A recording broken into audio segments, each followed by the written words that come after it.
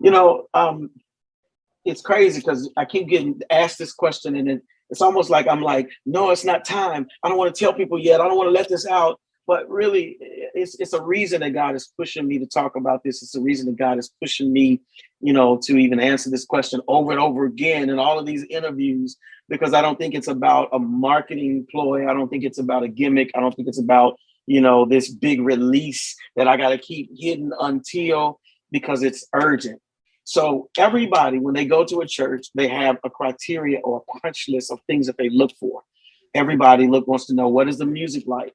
Do they preach long? Can they preach? Can he preach? I know he's a singer, but can he preach? I've gotten that all my ministerial career. What is the children's church like? Do they have a slide in the lobby? Do they have the bells and whistles? What does their outreach look like? Do they do good things for the community? There's a punch list, but nobody asked this most important question: how many souls have been saved?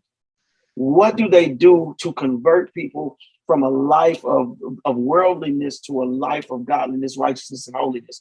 What is their passion towards winning souls?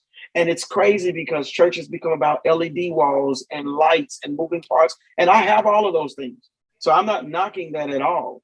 But we cannot lose the essence and the importance and the value of the main thing, and that is souls for Jesus Christ. My father-in-law passed a little over a year ago now, and I got to see firsthand the joy that is unspeakable and full of his glory, and a peace that surpasses all understanding.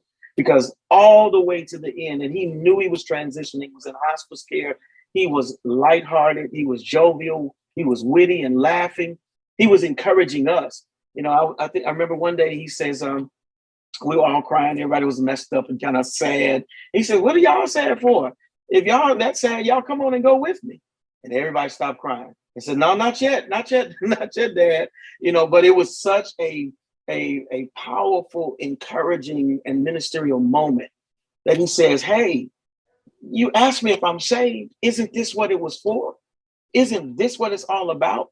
And truly, that's where my heart is. That's where I think the church needs to be, is that it's about more than, the masses and how many people you have in the pews, and how it's about more than the music. It's about more than the children's church and your ministry and your podcast and your streaming platform. It's really about souls.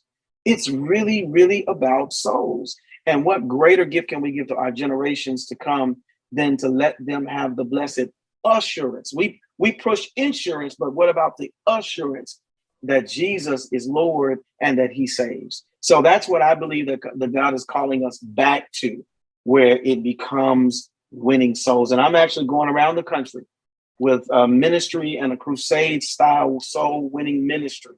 I'm literally doing a victory lap around the country with the priority not on sales, not on CDs, not on songs, but literally on souls.